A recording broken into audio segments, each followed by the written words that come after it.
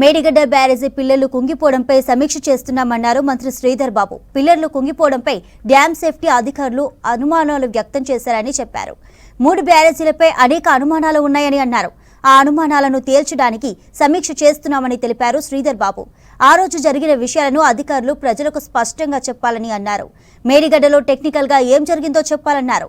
ఇంజనీర్లు అధికారులపై మాకు ఎలాంటి ద్వేషం లేదని అన్నారు. కరకట్టలతో ముంపు రైతులను ఆదుకుంటామని తెలిపారు శ్రీధర్ బాబు. వాస్తవికంగా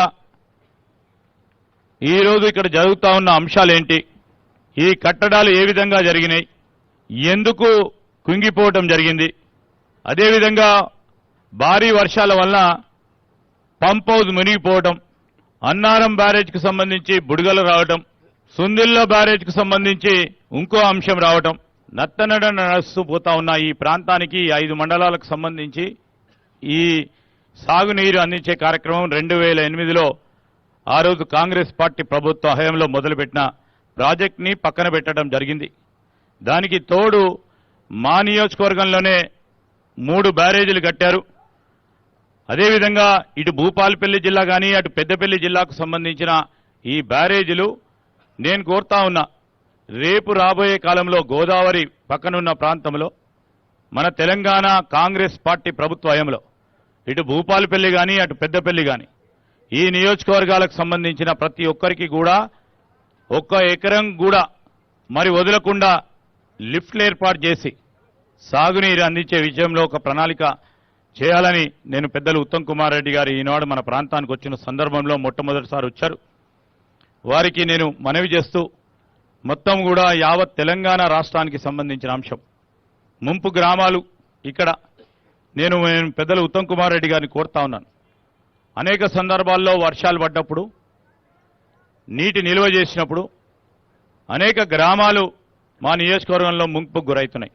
అటు ప్రక్కన ఉన్న చెన్నూరు కానీ ఆ గ్రామాలు కూడా ముంపుకు గురవుతా ఉన్నాయి. ఆ నియోజకవర్గంలో నేను కోరుతా ఉన్నా, ఒక ప్రత్యేకమైన ప్రణాళికలు తీసుకొని కరకట్టల నిర్మాణం చేసి మరి ముంపుకు గురి కాకుండా ఈ గ్రామ ప్రజలని అక్కడ వ్యవసాయం చేస్తా ఉన్న రైతు సోదరులను కాపాడే కార్యక్రమం చేయాలని, మరి అదేవిధంగా ఎక్కడైతే ముంపుకు గురైతా ఉన్నాయో భూ సేకరణ చేసి వారికి తగు విధమైన నష్టపరిహారం కలిగించి R&R ఇచ్చి వారి ఆదుకునే విధంగా ఒక ప్రణాళిక సిద్ధం చేసుకొని మనం అందరం కూడా ముందుకు పోవాలని వారిని కోరుతూ,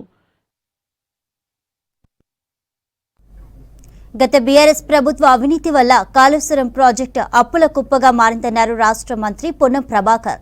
1,00,000 కోట్ల రూపాయలకు పైగా వ్యయంతో నిర్మించిన ప్రాజెక్టు భవిష్యత్తు ఏంటో తెలియడం లేదన్నారు. కాళేశ్వరంతో నష్టపోయిన ముంపు రైతులను ఆదుకుంటామన్నారు మంత్రి పొన్నం. మానస పుత్రిక గత ప్రభుత్వంది.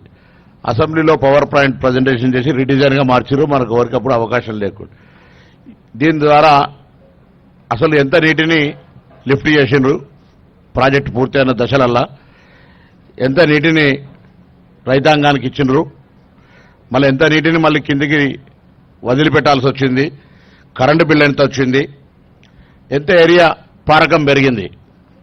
దాంతోపాటుగా సాంకేతికంగా ఢిల్లీకి సంబంధించిన అశ్విన్ బందోద్య వారు ఒక నివేదిక ఇచ్చినారని చెప్తా ఉన్నారు. సాంకేతికంగా ఇప్పుడున్న ప్రాజెక్టు పనిచేస్తుందా లేదా అని. పోలీస్ కుట్ర కేసులో స్పష్టంగా వాళ్ళు చెప్తా ఉన్నారు, దానికి సంబంధించిన బాంబు అటువంటి అవకాశమే లేదనేటువంటి నివేదిక FIR లోపల ఇచ్చినటువంటిది తప్పు. ఆ రోజు దృష్టి మరల్చడానికి ఆనాడు ప్రభుత్వం ఒక పిటిషన్ ఇప్పించింది. దాని తర్వాత FIR చేసిరు, జాగిలాలను పంపిరు, దాని తర్వాత ఫోరెన్సిక్ నిపుణులు తీసుకున్నారు. అన్ని రిపోర్ట్లు మొత్తం ఎవ్రీథింగ్ తీసుకొని ఇందులో అటువంటి కుట్రకోణం లేదు, బాంబులు పెట్టే పరిస్థితి లేదు, 10 TMCల నిల్లుండం గల బాంబులు పెట్టేటువంటి ప్రతిభావంతులు ఈ దేశంలో లేరనేది స్పష్టం చేశారు.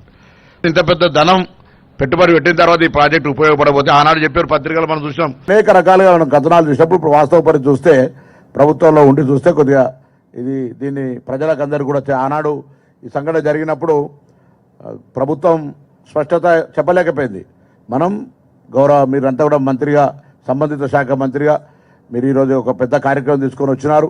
ఈ జిల్లా వాళ్ళంగా మేము కూడా భాగస్వాములే. మీరంతా కూడా ఒక నివేదిక, వాస్తవ నివేదిక తయారు చేసి గౌరవ ముఖ్యమంత్రి గారు కానీ ప్రభుత్వానికి ఇచ్చి దాని మీద ఎటువంటి భవిష్యత్ చర్య రైతాంగానికి ఏ విధంగా, సరే గత ప్రభుత్వం తప్పు, గత ప్రభుత్వం సంబంధించిన జరిగినటువంటి వాస్తవాలు ప్రజలకు చెప్పడంతో పాటుగా భవిష్యత్తులో రైతాంగానికి మనం తీసుకునేటువంటి ఒక పాజిటివ్ అంశాలను కూడా దీనికి సంబంధించినటువంటి వాస్తవాలను చెప్పడంతో కార్యాచరణ తీసుకునేటువంటి జరగాలని నేను ఈ సందర్భంగా ఒక రైతాంగ పక్షాన్ని కోరుతూ ఇక్కడ ఒక పెద్ద సమస్య ఆనాడు వెంకటస్వామి గారు పెద్దలు ఈ కార్యక్రమం రూపొందించినాడు, అంబేద్కర్ చేవేలా పెట్టినాడు. ఇప్పుడు ఇలా ముంపుకు సంబంధించి బ్యాక్ వాటర్కి సంబంధించి కూడా చాలా పెద్ద సమస్య ఉంది. మీకు ఇంతకుముందే పిటిషన్ కూడా ఇచ్చినారు.